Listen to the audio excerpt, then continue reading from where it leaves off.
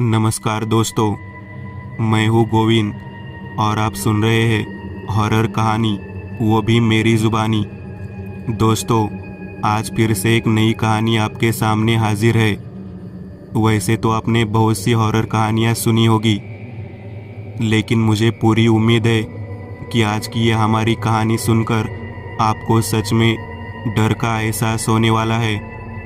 बस मेरी आपसे इतनी गुजारिश है कि आप अगर इस कहानी को पूरा सुनेंगे तो सच में बहुत ज़्यादा मज़ा आने वाला है। साथ ही अगर आप पहली बार हमारे इस चैनल पर आए हैं तो चैनल को अभी सब्सक्राइब कर लीजिए। ऐसा करने से हमारी और आपकी नज़दीकियाँ बढ़ जाएगी और आगे आने वाली वीडियो आप तक आसानी से पहुंच जाएगी। तो ज़्यादा समय ना लेते हुए जल्दी से अपनी कहानी को शुरू करते हैं। क्या कल तुम्हारा इंटरव्यू नहीं था केदार? क्या हुआ? किचन काउंटर के पास बर्तन धोते हुए खड़ी पल्लवी ने केदार की ओर देखते हुए कहा। नहीं, वहाँ कुछ हुआ है, केदार ने बिना उसकी ओर देखे टीवी की ओर देखते हुए कहा। केदार, और कितने दिन?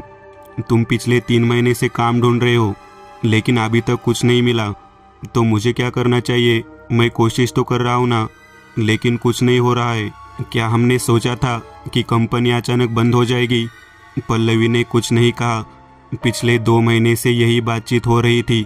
उनकी शादी को 5 साल हो गए हैं। पल्लवी ने परिवार के खिलाफ जाकर केदार से शादी की थी। केदार जब छोटा था तभी उसकी मां की मृत्यु हो गई। कॉमर्स ग्रेजुएशन के 1 साल बाद उसके पिता की एक दुर्घटना में मृत्यु हो गई। कुछ महीने बाद उसे नौकरी मिल गई। वही उसकी मुलाकात पल्लवी से हुई। 3 महीने पहले उसकी कंपनी अचानक बंद हो गई। इस बीच पल्लवी दूसरी कंपनी में काम कर रही थी, इसलिए उसकी नौकरी ही उनके घर का मुख्य आधार थी। कुछ दिन ऐसे ही बीते। केदार नौकरी की तलाश में इधर उधर घूम रहा था। वह दोपहर को घर आया। पल्लवी के काम पर जाने के कारण वह अकेला था। वह एक उपन्यास पढ़ रहा था। जब दरवाजे की घंटी बजी, उसने उठकर दरवाज़ा खोला। डाकिया बाहर खड़ा था। केदार ने प्रश्नवाचक दृष्टि से उसकी ओर देखा। दादा, एक पत्र है, वरौली से। वरौली नाम सुनते ही केदार कांप उठा। उसने झट से पत्र उठा लिया, हस्ताक्षर किए और दरवाज़ा बंद कर दिया। उसने अंदर आकर पत्र पढ़ा। गजानन रसाल का निधन हो गया है, जल्दी ही आ जाओ। पीछे की तरफ भेजने वाले का पता और नाम लिखा हुआ था, एडवोकेट महेश धमाले, वरौली। थोड़ी देर के लिए केदार का सिर सुन्न हो जाता है। हम इस नाम के साथ फिर कब जुड़ेंगे, उसे इसकी उम्मीद नहीं थी और अब भी उसे समझ नहीं आया कि ये पत्र उसके पास क्यों भेजा गया था। उसने पत्र एक तरफ रख दिया और बिस्तर पर गिरकर कब सो गया उसे पता ही नहीं चला। शाम को पल्लवी के आने पर वह उठा। क्या बात है, आप क्यों सो रहे हो? तुम्हें तो दोपहर में कभी नींद नहीं आती। हाँ, लेकिन मुझे आज पता ही नहीं चला। मेरा सिर भारी लग रहा था, कब आंख लग गई पता ही नहीं चला। शायद ऐसा इसलिए हो रहा है क्योंकि आप बहुत ज़्यादा सोच रहे हो। पल्लवी ने उसके बगल में बैठकर कहा। देख, केदार ने पल्लवी के हाथ में पत्र देते हुए कहा। पल्लवी ने पत्र पढ़ा। यह क्या मामला है? उसने आश्चर्य से केदार की ओर देखते हुए पूछा। गजानन रसाल अर्थात मामा, सगा मामा। तो पिछली बार जब हम बात कर रहे थे तो आपने कहा था, क्या यह वही है? हाँ, वरौली गांव से कुछ दूरी पर उनका पुराना घर था। मैं केवल इतना जानता हूँ कि वह वहाँ रहते हैं। मैं उनके परिवार के बारे में कुछ नहीं जानता। ऐसे कैसे? वे तुम्हारे मामा है ना? तुम्हें कैसे कुछ नहीं पता? उसकी वजह है मेरी माँ। उसने मुझसे कहा था कि कभी मामा के पास मत जाना, उस घर से कभी कोई लेना देना नहीं रखना। घर में सभी लोग मेरी माँ की शादी के खिलाफ थे। उसके बाद कभी किसी ने हमसे बात करने की कोशिश नहीं की। बस इतना ही। क्या तुम्हें लगता है कि यही एकमात्र कारण है कि माँ ने तुम्हें उस गांव से दूर रखा? हाँ, मुझे ऐसा लगता है। तो आप क्या तुम वहाँ जा रहे हो? हाँ, जाना तो पड़ेगा। हमें समझना चाहिए कि इन वकीलों ने क्यों पत्र भेजा। वैसे भी मेरे पास अभी समय है, तो फिर तुम जाओ। मेरे लिए छुट्टियां मिलना कठिन है। हाँ, मैं अकेला जा रहा हूँ। बिना यह जाने कि वहाँ क्या होने वाला है तुम्हें नहीं ले जा सकता। तो फिर कब जा रहे हो? कल सुबह ही। जो गाड़ी मिल जाएगी उसी से वहाँ जाना होगा। ठीक है, चलो मैं बैग पैक करती हूँ। क्या पता तुम्हें कब तक रुकना पड़ेगा। बैग में ज़रूरी कपड़े, कुछ ड्राई फ्रूट्स, एक टॉर्च, एक चाकू और अन्य ज़रूरी सामान रखा हुआ था। सुबह 6 बजे केदार घर से निकल गया। वहाँ से उसे एसटी स्टेशन पहुँचने में 15 मिनट लगे। वहाँ आकर उसने तालुका गांव जाने वाली बस के बारे में पूछताछ की। बस 7 बजे थी, इसलिए अब उसके पास आधे घंटे का समय था। वह उस समय प्लेटफॉर्म पर बेंच पर बैठ गया था। उसके मन में कई यादें उमड़ पड़ी। जब वह छोटा था तो गर्मी की छुट्टियों में बाकी सभी बच्चे उनके मामा के गांव जाते थे, लेकिन वह कभी नहीं गया। जब वह छोटा था तो उसके मन में कई सवाल आते थे। मामा का गांव कैसा होगा, वहाँ कौन होगा, लेकिन उसे किसी भी सवाल का जवाब नहीं मिला। तो आज वहाँ जाते समय उसके मन में फिर वही बचपन के सवाल आ रहे थे। बस प्लेटफॉर्म पर खड़ी थी, ज़्यादा रिजर्वेशन नहीं थे, इसलिए उसे सीट मिल गई। बस निर्धारित समय पर रवाना हुई। वो उतरना चाहता था। वह पड़ाव आखिरी था। वहाँ पहुँचने में लगभग 5 घंटे लगेंगे। पहले तो वह सुबह की ठंडी हवा चाहता था, फिर उसे सुबह जल्दी उठने का प्रभाव महसूस होने लगा। उसकी आंखें भारी, सुस्त और भद्दी हो गई। एक आवाज़ से उसकी नींद खुल गई। गाड़ी अभी भी चल रही थी। उसने घड़ी देखी तो 11 बज रहे थे, यानी पहुंचने में कम से कम 1 घंटा था। 12 बजे के करीब बस तालुका स्टेशन पहुंची। नीचे उतरकर उसने इधर उधर देखा। पुणे में स्वारगेट या शिवाजीनगर जैसे बस स्टेशनों पर उसने लोगों की जो भीड़ अनुभव की थी, वह यहाँ बिल्कुल भी नहीं थी। उनकी तुलना में यह बस स्टेशन खाली था। जब वो स्टेशन से बाहर आया तो उसने दूसरी ओर देखा। कोई रिक्शा वगैरह नहीं था। अचानक उसका ध्यान सामने एक ठेले पर गया। ठेले वाला गर्म तेल में वड़े तल रहा था। उसके पेट में भूख की वेदना महसूस हुई। वह उस ठेले के पास गया और 2 वड़ा पाव लेकर वही खड़ा होकर खाने लगा। क्यों दादा, यहाँ कोई रिक्शा नहीं है? केदार ने वड़ा पाव खाते हुए ठेले वाले से पूछा। नहीं, यहाँ रिक्शा मिलना मुश्किल है, रिक्शा कम है। तो फिर अगर मैं यहाँ से वरौली जाना चाहूँ तो कैसे जाऊँ? क्या तुम्हें वहाँ जीप दिख रही है? वे तुम्हें छोड़ देंगे, वहाँ इशारा करते हुए ठेले वाले ने कहा। वड़ा पाव खाकर केदार उस जीप की ओर चला गया। वहाँ एक के बाद एक कुछ जीपें खड़ी थी। उसने एक जीप वाले से पूछा। वह उसी सड़क से जा रहा था। उसने केदार को पीछे बैठने को कहा। कुछ और लोगों के आने के बाद जीप चल पड़ी। लगभग आधी कठिन यात्रा के बाद जीप सड़क के एक मोड़ पर रुकी। अतिथि, आपका वरौली आ गया, जीप वाले ने आवाज़ लगाई। उसकी आवाज़ सुनकर केदार को होश आ गया। वह बैग संभालते हुए नीचे उतर गया। उसके साथ करीब 25 साल की एक लड़की भी उतरी और जीप चल दी। एक्सक्यूज़ मी, मैं यहाँ नया हूँ, क्या आप मुझे बता सकते हैं? उसने उसे कागज़ पर लिखा वकील का नाम दिखाया। तुम्हें उससे क्या काम है? उसने नाम पढ़कर थोड़ा संदेह करते हुए पूछा। उन्होंने मुझे यहाँ बुलाया है। लेकिन आपने ऐसा क्यों पूछा? क्योंकि यह मेरे पिताजी है।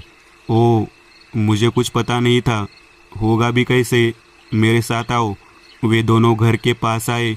दरवाजे पर आते ही लड़की बोली, पापा, आपसे मिलने कोई आया है, तुम यहीं रुको, पापा आ जाएंगे। उसने केदार की ओर देखते हुए कहा। कुछ देर बाद महेश बाहर आए। हाय, मैं केदार सावंत हूँ। ओह, आओ अंदर आ जाओ। केदार कुछ देर तक महेश को देखता है। वह लगभग 50 का लग रहा था। बुट की ऊंचाई, घने बाल, सफ़ेद मूछे वाला सांवला रंग, कुल मिलाकर उनका जीवन स्तर ऊंचा लग रहा था। वे दोनों अंदर सोफे पर बैठ गए। शालिनी, पानी ले आओ, महेश ने अंदर देखते हुए कहा। वही लड़की पानी का गिलास लेकर बाहर आई और गिलास केदार के सामने रख दिया। पानी लेते हुए केदार ने महेश की ओर देखा और पूछा, क्या हुआ?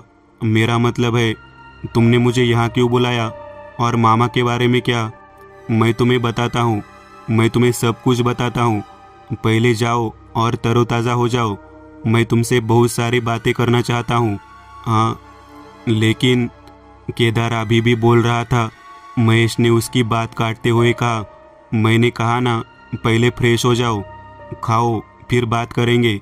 जिस दिशा में उन्होंने इशारा किया उसी दिशा में केदार बाथरूम में चला गया। उसे नहीं पता था कि महेश उसके साथ इतना अच्छा व्यवहार क्यों कर रहा है। दरअसल यह उन दोनों के बीच पहली मुलाकात थी। वह तुरंत बाथरूम से बाहर आ गया। सामने टेबल पर खाने की व्यवस्था थी। आओ केदार, यहीं बैठो, महेश ने कहा। उसकी थाली रखी गई थी। स्टेशन पर वड़ा पाव खाने के बाद उसे उतनी भूख नहीं लगी, लेकिन अंततः उसने पूरा खाया। भोजन के बाद वे दोनों सोफे पर बैठे थे। आप बताओ, यह क्या मामला है? केदार, तुम्हारे मामा और मैं एक दूसरे को बहुत लंबे समय से जानते हैं, शायद तुम्हारे जन्म से भी पहले से। यहाँ तक कि जब कावेरी यानी तुम्हारी माँ घर छोड़कर चली गई तो गजानन मुझसे मिलने आए। मैं भी उसे बहुत अच्छी तरह से जानता था, इसलिए तुम हमारे लिए अजनबी नहीं हो। लेकिन मामा को क्या हुआ? या तो वो अकेला था, मेरा मतलब है कि उसने शादी कर ली थी, लेकिन 1 महीने के भीतर उसकी पत्नी की सांप काटने से मृत्यु हो गई। उसके बाद उसने शादी नहीं की। कुछ समय बाद आपकी दादी की मृत्यु हो गई और अब 2 महीने पहले दादाजी की भी बीमारी के कारण मृत्यु हो गई। उसके बाद उस घर में उसके साथ कोई नहीं था। करीब 1.5 महीने पहले उसने मुझे अपने घर बुलाया था। 1.5 महीने पहले महेश और गजानन अपने घर के मुख्य बैठक कक्ष में बैठे थे। क्या हुआ गजानन, कोई काम था क्या?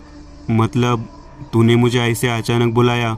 यह एक ऐसा काम है महेश, तू जानता है कि मेरे पास कोई नहीं बचा है, इसलिए मैं इस घर और अन्य संपत्ति के बारे में बात करना चाहता था। तो क्या किया जा सकता है? हाँ, लेकिन मैंने तय कर लिया है कि मुझे क्या करना है। मतलब मेरा भांजा केदार पुणे में रहता है, कावेरी का बेटा।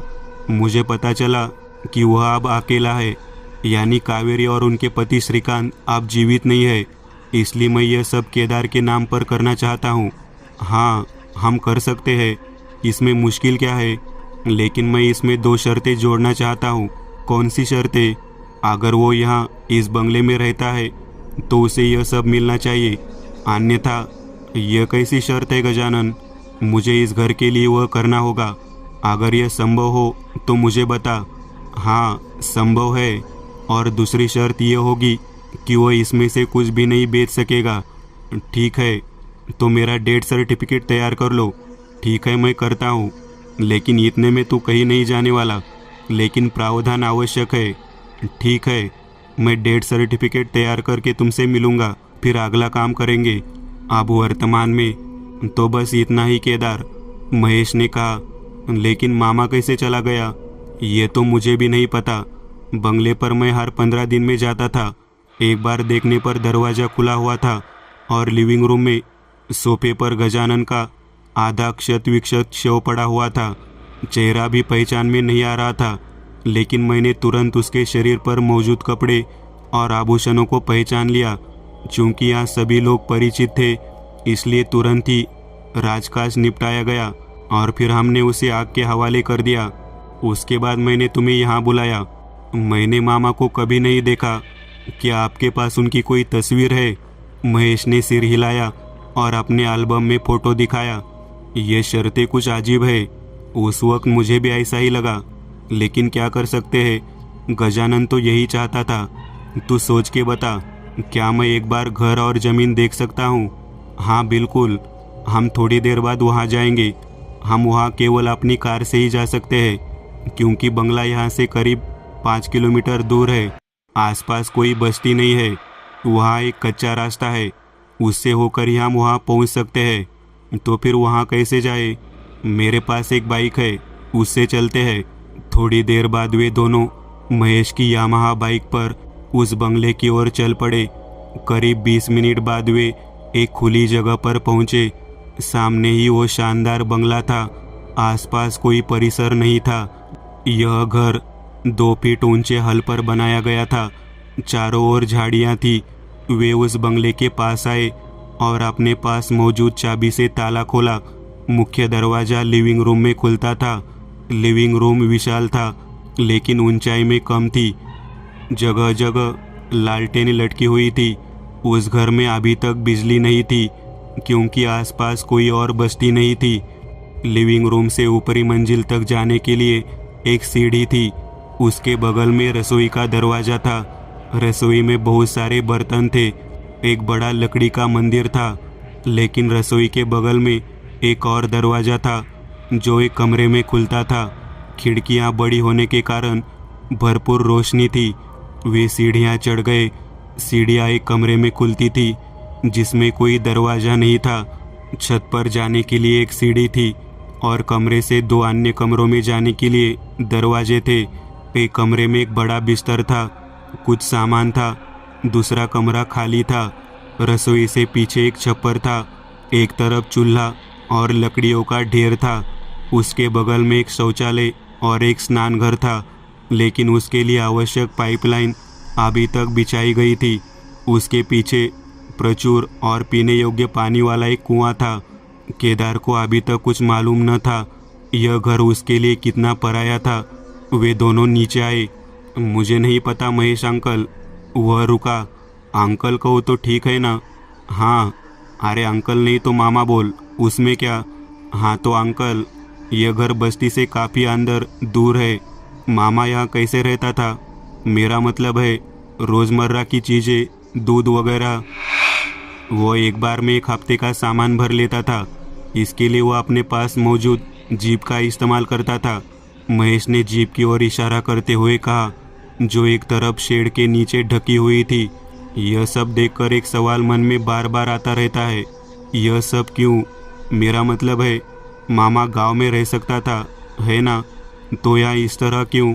मैंने उससे यही सवाल कई बार पूछा, लेकिन जवाब मिला कि मुझे यही रुकना होगा, कोई चारा नहीं है। अच्छा, मामा का कमाने का स्रोत क्या था?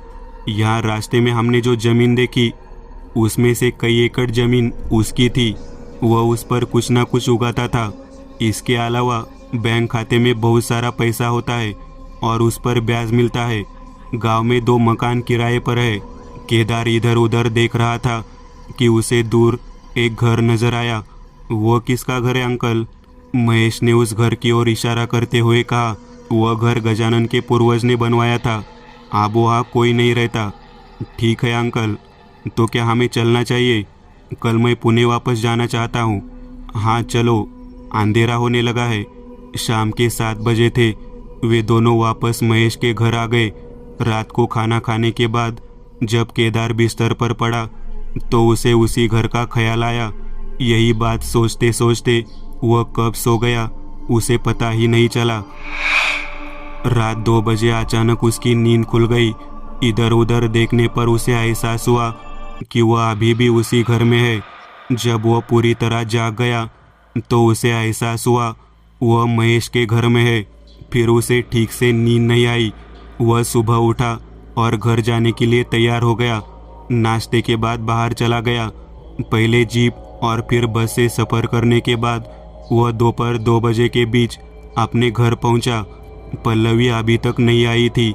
रात को नींद न आने के कारण उसे नींद आ रही थी और वह बिस्तर पर गिर पड़ा। पल्लवी के आने से पहले वह उठ गया और चाय लेकर उसका इंतज़ार कर रहा था। जल्दी वह आ गई। उसे देखकर वह आश्चर्य से बोली, आ गए तुम? वहाँ क्या हुआ? अरे हाँ हाँ, पहले फ्रेश हो जाओ, फिर मैं सब बताता हूँ। वह फ्रेश होकर आई। केदार ने उसे सब कुछ विस्तार से बताया। वह भी चुपचाप सब सुन रही थी। तो ऐसा, आप बताओ तुम क्या सोचती हो? केदार ने कहा, इसमें निश्चित रूप से कुछ अजीब है। कोई भी इतना दूर क्यों रहेगा? हाँ, लेकिन एक बात देखो, हमें कितनी दौलत मिलेगी। क्या हम कभी इतना कमा पाएंगे? काम करने की कोई ज़रूरत नहीं है। वो तो है। तो आप क्या सोचते हैं? क्या मुझे अपनी नौकरी छोड़कर वहाँ आ जाना चाहिए? हाँ बिल्कुल, मुझे यह जगह पसंद है। हम दोनों काफ़ी सहज हो सकते हैं। अगर आपने ये सब कुछ तय कर लिया है तो मैं क्या कहूँ, चलो चले। तुम्हें कंपनी को बताना होगा, है ना? हाँ, देखते हैं कितने दिन मिलते हैं। अगले दिन शाम को पल्लवी और केदार कंपनी से आए तो बातें कर रहे थे। आज मैंने मैनेजर से बात की, वे मुझे 15 दिनों में रिहा करने के लिए तैयार है। तो फिर ठीक है, हम तब तक निकलने की तैयारी कर सकते हैं। इसके अलावा मुझे महेश से भी बात करनी है। यदि आगे बढ़ने से पहले कुछ काम करने हैं तो उन्हें अभी करने की आवश्यकता है। अगले कुछ दिन भाग दौड़ में बीते। उन्हें जितनी ज़रूरत थी उतना सामान ले लिया, बाकी सब कुछ उस घर में पहले से ही था। तैयार होने के बाद एक छोटे टेम्पो में उन्होंने अपना सामान रखा और उससे वरौली की ओर चल पड़े। जब वे गांव पहुंचे तो वे महेश के घर गए और गांव के 2 लोगों को सामान उठाने और साफ करने के लिए अपने साथ ले गए। वहां से महेश भी उनके साथ उस घर में आ गया। पल्लवी ने जब पहली बार घर देखा तो बहुत खुश हुई। वे इतने सालों तक शहर के एक छोटे से घर में रहते थे और अचानक उन्हें इतने बड़े घर में रहने से राहत मिली। जैसे वो घर के दरवाजे के पास पहुंची तो उसका ध्यान बगल वाले घर की ओर गया। केदार, वो किसका घर है? ओ, इसे इस घर के किसी पूर्वज ने बनवाया था, लेकिन अब वहाँ कोई नहीं रहता। वह घर भी अच्छा लगता है। हाँ, वह घर भी अच्छा है, मैंने उसे बाहर से देखा है। महेश ने कहा, ठीक है, पहले हम सामान उतारेंगे, फिर बाकी देखेंगे। केदार ने कहा। उन्होंने घर का सामान उतार दिया। तब तक शाम हो गई थी। केदार ने जीप का कवर हटाया और उसे स्टार्ट करके देखा। जीप स्टार्ट हो रही थी। किनारे पर एक डीजल बैरल था। कुछ देर बाद महेश उनके घर चला जाता है। अब घर में केदार और पल्लवी ही बचे हैं। अपने साथ लाए लोगों ने सभी जरूरी चीज़ें साफ कर ली। बाहर अंधेरा था। घर के अंदर केदार ने मिट्टी के दीपक जलाए और बाहर आकर सीढ़ियों पर बैठ गया। घनी झाड़ियों में धुंधल का अलग सा महसूस हो रहा था। उसके पास एक नीला किनारा था। जो ठंड शहर में महसूस नहीं हुई वो वहाँ की हवा में महसूस हुई। पिछले कई सालों में उन्हें ऐसी शांति महसूस नहीं हुई थी। पेड़ों की पत्तियां हवा में उड़ रही थी। उसका एक पत्ता उड़कर केदार के शरीर पर गिरा। उसकी टी शर्ट का पिछला हिस्सा गर्दन के पास से अंदर चला गया। इसका एहसास होते ही वह उठा और अपनी टी शर्ट उतार दी। पन्ना नीचे गिर गया, लेकिन एक तरफ खून था। केदार उठकर घर में गया और वह पन्ना उड़कर उस पड़ोसी के घर में चला गया। वह घर के पीछे शेड के पास आया और वाटर हीटर को एक तरफ रख रहा था। उसका ध्यान शेड के एक कोने पर गया। वहाँ एक लाल कपड़े में कुछ बंधा हुआ था। पहले तो उसने इसे नज़रअंदाज कर दिया, लेकिन जिज्ञासावश उसने अपनी गांठ खोल दी और उसे नीचे उतार लिया। जैसे उसने नीचे उतार लिया, उसे अपने अंदर कुछ भारीपन महसूस हुआ। जमीन पर रखकर उसने उसकी गांठ खोल दी। सामने का दृश्य देखकर उसके शरीर में कांटा उठ खड़ा हुआ। उस लाल चादर में सूखी शल्कों वाली एक बिल्ली थी, जिसके शल्कों पर कुंकू बुक्का लगा हुआ था। उसने पल्लवी को बुलाया। वह बाहर आई। बिल्ली को लेटा देख वह वही ठिठक गई। ये क्या है? वो मौके पर ही कांप रही थी। ये एक बिल्ली है, एक दुर्लभ जानवर, लेकिन उसे कुमकुम वगैरह के साथ इस तरह क्यों रखा है? मैंने सुना है इसका उपयोग कई अनुष्ठानों में किया जाता है, जैसे करनी, भानामती आदि, लेकिन ये यहाँ क्या कर रही है मुझे भी नहीं पता। छोड़ो, मैं इसे फेंक देता हूँ। पल्लवी घर में आई। उसके पीछे केदार भी उसे फेंककर अंदर आया। उसे कुछ शंकाएं थी, लेकिन उसने उन्हें नज़रअंदाज कर दिया। पल्लवी रसोई में कुछ बर्तन रख रही थी। तो फिर आज खाने में क्या है?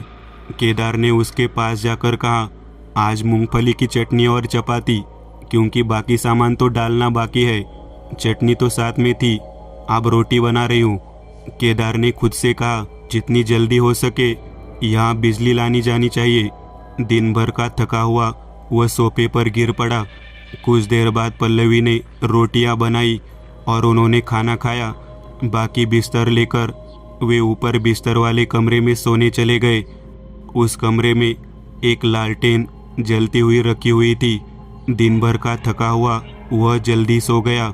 अगली सुबह वे थोड़ा देर से उठा। पल्लवी घर के कामों में व्यस्त थी। नाश्ता करके केदार घर से निकला। वह देखना चाहता था कि घर के आसपास क्या है। वह घर के पीछे की ओर से देखने लगा। पीछे कुछ दूरी पर एक झाड़ी थी और उसके पार एक पहाड़ी थी। वह ऐसे उस दूसरे घर में आ गया। दोनों घरों के बीच करीब 200 मीटर की दूरी थी। वह घर उस घर जैसा ही था जहां वह रहता था। घर का मुख्य दरवाजा बंद है और 2 अन्य दरवाजे भी बंद है। मुख्य दरवाजे के सामने की सीढ़ियों से ऊपर आते ही घर के चारों तरफ एक बरामदा और फिर एक दरवाजा था। वह उस बरामदे में आया। इतने दिनों तक बंद रहने के बावजूद वहाँ धूल नहीं थी।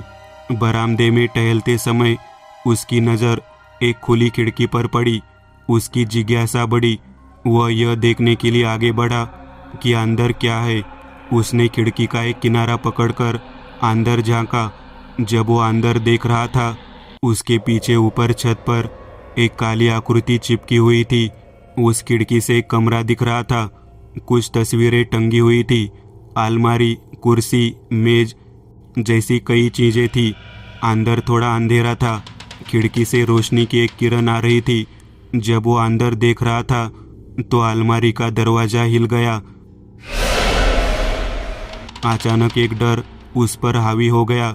वह लड़खड़ाते हुए वापस आया और वैसे ही सीढ़ियों से नीचे आ गया। जैसे ही उसकी पीठ घर की ओर हुई, वह आकृति खिड़की से अंदर दाखिल हुई और अलमारी का दरवाजा बंद हो गया। जब वो घर आया तो दोपहर के 12 बजे थे। आया घूम के। पल्लवी की बातें उसके कानों में पड़ी। दरअसल उसका दिल अभी भी तेजी से धड़क रहा था। हाँ, आ गया। आसपास क्या है? ये झाड़ी, वो घर।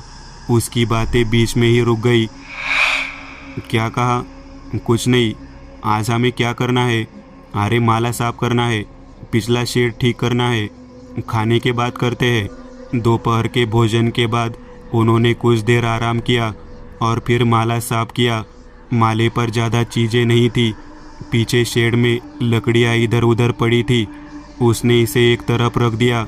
दिन में वह दूसरे काम में लग गया। शाम को दोनों घर की साफ सफाई कर रहे थे। वहाँ भगवान का एक बड़ा मंदिर था, परंतु उसमें कोई भगवान न था। उस देवघर के नीचे पोंछा लगाते समय पल्लवी को कुछ महसूस हुआ। वहाँ एक और शेल्फ था। उसने इसे खोला। वहाँ एक लकड़ी का बक्सा था जिसमें काले तिल भरे हुए थे। उनमें से किसी को भी इस बात का अंदाजा नहीं था कि वे काले तिल वास्तव में किस लिए थे। उसने बक्सा वापस वहीं रख दिया जहाँ वह था। खाना खाने के बाद वे दोनों ऊपर वाले कमरे में चले गए। माहौल ठंडा था। चूंकि आसपास कोई बस्तियां नहीं थी, इसलिए यह शांत था। रात की कीड़ों की आवाज़ एक लय में शुरू थी। जैसे जैसे पूर्णिमा निकट आती गई, चांद की रोशनी फैलती गई। रात के 11 बज चुके थे। केदार को नींद नहीं आ रही थी। उसका मन बगल के घर के बारे में सोच रहा था। वह उठकर खिड़की के पास आ गया। उस खिड़की से पड़ोस का घर साफ दिख रहा था। उसकी पहली मंजिल की सभी खिड़कियां बंद थी, लेकिन एक खिड़की थोड़ी खुली थी और उसमें से अच्छी रोशनी आ रही थी। उसने कुछ देर तक उस खिड़की की ओर देखा, लेकिन रोशनी गायब हो गई। केदार को कुछ समझ नहीं आया, तो उसका ध्यान अपने घर के नीचे गया। वहाँ कोई था, एक अजीब आकृति। दूरी कम होने के कारण केदार ठीक से समझ नहीं पाया कि यह क्या था, लेकिन वह घर के चारों ओर घूम रहा था।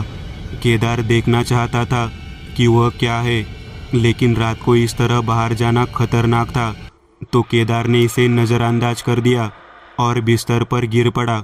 अगला दिन घर के कुछ कामों में बीता। महेश कुछ दस्तावेजों पर केदार के हस्ताक्षर लेने आया था। उस दिन रात के 11 बजे केदार उठकर फिर खिड़की के पास आ गया। उसे उम्मीद थी कि कल रात जो हुआ वही आज भी होगा। उस घर के आसपास कोई नहीं था, लेकिन कुछ देर बाद उसे उस घर की दीवारों पर कुछ दिखाई देता है। एक अजीब सी आकृति। वह हाँफती हुई धीरे धीरे छप्पर से नीचे उतरी और घर की ओर चल पड़ी। चांद की रोशनी में खुले आसमान में आकृति और भी भयानक लग रही थी। यह वही आकृति थी जो केदार ने कल देखी थी। वह कल की तुलना में आज करीब आ गई। यह एक आदमी था। इतनी दूर से केदार समझ गया, क्योंकि अभी भी वह आकृति स्पष्ट नहीं थी। लेकिन आज वह घर के पास ही टहल रही थी। लेकिन अब केदार को भय लगने लगा। उसे एहसास हुआ कि यह कुछ अजीब था। वह रात उसने किसी तरह गुजारी। सुबह जब वो उठा तो उसने पल्लवी को बताया कि क्या हुआ था। लेकिन वह कौन होगा और वह इस तरह घर के चारों ओर क्यों घूम रहा होगा? वही तो अलग लग रहा है पल्लवी। आज रात हम दोनों जाकर देखेंगे तो कुछ समझ आएगा। हाँ, देखते हैं। आज मैं गांव जाकर आता हूँ। घर का सामान लाना है और महेश के घर होके आता हूँ। वह किस लिए? वे आज कुछ महत्वपूर्ण चाबियाँ देने वाले थे जो इस घर और उस पड़ोसी घर से संबंधित है। दोपहर के भोजन के बाद केदार अपनी ज़रूरत का सारा सामान लेकर जीप से बाहर चला गया। इसके बाद वह महेश के पास गया। महेश किसी ज़रूरी काम के लिए तालुका के गांव में गया था, इसलिए उन्हें देर हो गई। जब वे आए तो केदार ने उनसे चाबियाँ ले ली। जब वो घर लौटा तो रात हो चुकी थी। रात को खाना खाने के बाद केदार और पल्लवी ऊपर वाले कमरे में बैठे थे। केदार को विश्वास था कि पिछली 2 रातों की घटना आज भी दोहराई जाएगी। वे खिड़की के पास बैठा था। चांद चमकीला था, इसलिए जमीन पर हलचल साफ नजर आ रही थी। रात के 11 बजे के बाद वह आकृति उस घर से निकली और उस घर के पास पहुंची जहां वे ठहरे हुए थे। आज वह कल से अधिक करीब थी, जिससे वह आकृति स्पष्ट रूप से देखी जा सके। वह घर के चारों ओर घूम रही थी। केदार और पल्लवी आवक होकर उसकी ओर देखते रहे। वह करीब 6 फीट लंबा आदमी था। उसके लंबे लंबे बाल थे। उसका माथा कुमकुम से भर गया था। उसकी दाढ़ी उसकी छाती तक पहुंच गई थी। उसकी मूंछों से उसका आधा चेहरा ढका हुआ था। शरीर पर लगभग कोई मांस नहीं था। उसकी त्वचा लगभग उसकी हड्डियों से चिपक रही थी। उसकी छाती की पसलियां साफ दिखाई दे रही थी। उसने गले में एक तरह का लॉकेट पहना हुआ था। उसने अपनी कमर पर काला कपड़ा लपेटा हुआ था। उसके बाएं हाथ में एक मानव खोपड़ी थी। उसके दाहिने हाथ में एक छड़ी थी। वह उसे पकड़कर चल रहा था। उसकी गर्दन सदैव घर की ओर मुड़ी रहती थी। पल्लवी, क्या तुमने एक चीज़ देखी? वह एक निश्चित दूरी बनाकर चल रहा है। मैं तो यही कहने जा रही थी। और मुझे एक बात का एहसास हुआ, वह पिछले 2 दिनों से आगे आ रहा है। हो सकता है कि वह कल और भी आगे आए। मुझे लगता है कि यह उस घर से जुड़ा है। उस घर में ज़रूर कुछ है। हो सकता है कि यहाँ वो रहता हो, लेकिन घर पर ताला लगा हुआ है। हाँ, लेकिन उस घर में और भी दरवाजे हैं ना? क्या हम कल जाकर देखेंगे उस घर में? केदार ने चौंक कर कहा। हाँ, तो क्या हुआ? अब हमारे पास चाबी है। ओह, लेकिन क्या हम दोनों ही जाएंगे? तो क्या हुआ? चलो, जब हम जाएंगे तो अपने साथ कुछ ले जाएंगे। वह पल्लवी के सामने हार गया। वह अगली सुबह उस घर में जाने के लिए तैयार हो गया। सुबह नाश्ता करने के बाद पल्लवी और वो उस घर के लिए निकले। रास्ते में उन्होंने एक हाथ में लकड़ी और दूसरे हाथ में टॉर्च ली। जैसे उसने उस घर के मुख्य दरवाजे में कदम रखा, उसे उस दिन की घटना याद आ गई और उसके पेट में डर से छेद पड़ गया। वह वहीं रुक गया। अरे क्या हुआ? चलो चलते हैं, पल्लवी ने कहा। हाँ, चाबी पकड़ो, ताला खोलो। पल्लवी ने उसके हाथ से चाबी ली और ताला खोल दिया। दरवाज़ा अंदर की ओर खुला। सामने लिविंग रूम था। बाकी खिड़कियां बंद होने के कारण अंदर अंधेरा था। केदार ने टॉर्च जलाई और पल्लवी उसके पीछे पीछे घर में घुस गई। उसने जल्दी से खिड़कियां खोल दी। लिविंग रूम रोशनी से जगमगा उठा। अरे केदार, यह घर बिल्कुल हमारे जैसा ही है। वही ढांचा, वही कमरे। हाँ, चलो अंदर देखते हैं। वे कमरे से दूसरे कमरे में ध्यान से देखने लगे। उनके कदमों की आहट के अलावा कोई आवाज़ नहीं थी। वे दोनों रसोई के बगल वाले कमरे में आ गए। उस कमरे में खिड़कियां अंदर से बंद थी। इसलिए वहाँ अंधेरा था। कमरा बोरों में कुछ सामान से भरा हुआ था, लेकिन केदार को याद आया कि जिस खिड़की से उसने देखा था वह इसी कमरे की खिड़की थी, लेकिन अब तो खिड़की बंद थी। तो उसने खिड़की खुली कैसे देखी? क्या यह सचमुच खुली थी या सिर्फ इसलिए खुली थी ताकि वह अंदर देख सके? उसका ध्यान वहाँ बंद कोठरी पर गया। उस दिन वही कोठरी का दरवाज़ा अपने आप हिल गया था। वह कोठरी के पास गया। धीरे धीरे उसने हाथ आगे बढ़ाया और कोठरी का दरवाज़ा खींचकर खोल दिया। अंदर जो कुछ था उसके डर से उसका दिल धड़कने लगा। कोठरी का दृश्य देखकर वह चौंक गया। उसके अंदर 3 अलग कोठरियाँ थी। पहले में एक मानव खोपड़ी थी, दूसरे में एक लॉकेट और तीसरे में एक छोटा हाथी दांत बॉक्स। उसने बक्से को उठाया और खोला तो अंदर सूखा हुआ लाल पेस्ट था। उसने बक्सा रख दिया। सुबह हो गई है और बाहर बादल छाए हुए हैं। इससे घर में रोशनी कम हो गई। अचानक हवा शुरू हुई। लिविंग रूम की खिड़कियां पटकने लगी। केदार, मुझे लगता है कि बारिश होगी, चलो घर चलते हैं, पल्लवी थोड़ा जोर से बोली। पल्लवी कमरे से बाहर आई। उसके पीछे केदार भी था। तभी उसे अलमारी के दूसरी तरफ कुछ हिलता हुआ महसूस हुआ। वह दरवाजे पर रुक गया। उसने धीरे से अपना सिर अलमारी की ओर घुमाया। उस कोने में कोई था, घुटने मोड़कर बैठा हुआ। वहां जाने की उसकी हिम्मत नहीं हुई। वह बस दरवाजे से बाहर चला गया। उसने फिर पीछे देखा। वह आगे सरकता हुआ आ गया। धीरे से कोठरी का दरवाजा खुला। सांप की तरह वो कोठरी में चला गया। कोठरी का दरवाजा बंद हो गया। केदार के मुंह से आवाज न निकली। वह वैसे ही मुख्य द्वार के पास पहुंचा। पल्लवी वही खड़ी थी। जल्दी चलो केदार। वे दोनों बाहर आए। उसने दरवाजा बंद कर लिया। वे दोनों घर में भाग गए। लेकिन जब हम वहां पहुंचे तो माहौल पूरी तरह बदल चुका था। आसमान में कोई बादल नहीं था। आसमान बिल्कुल नीला था और सूरज तेज चमक रहा था। यह माहौल इतने में बदल गया? पल्लवी ने केदार की ओर देखते हुए पूछा। मेरा भी यही सवाल है। क्या माहौल सचमुच खराब है या सिर्फ उस घर के लिए? तो तेरा क्या मतलब है? मुझे लगता है कि उस घर में कुछ अमानवीय है।